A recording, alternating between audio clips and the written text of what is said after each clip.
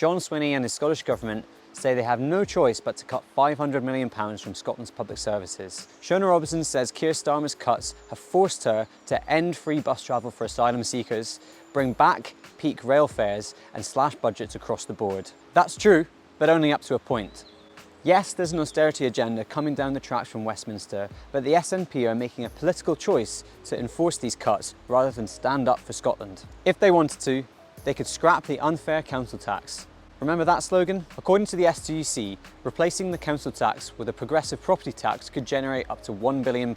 Not only did the SNP delight Scotland's middle class by spending £150 million freezing council tax, Chesney Hawkes was top of the charts when the current council tax valuations were done. It's time for the SNP to finally act on a promise they first made 17 years ago.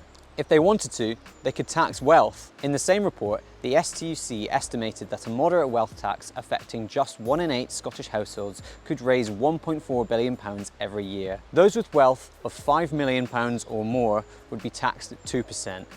Those with wealth between 2 and 5 million would be taxed at 1%.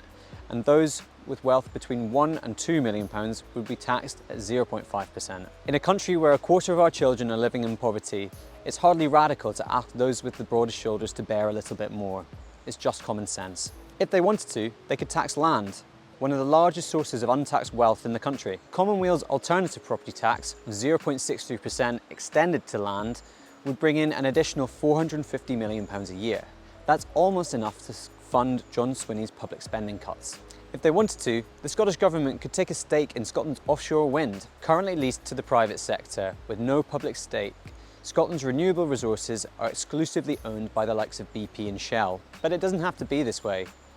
The Scottish Government could buy into every ScotWind project and see revenue generated in return.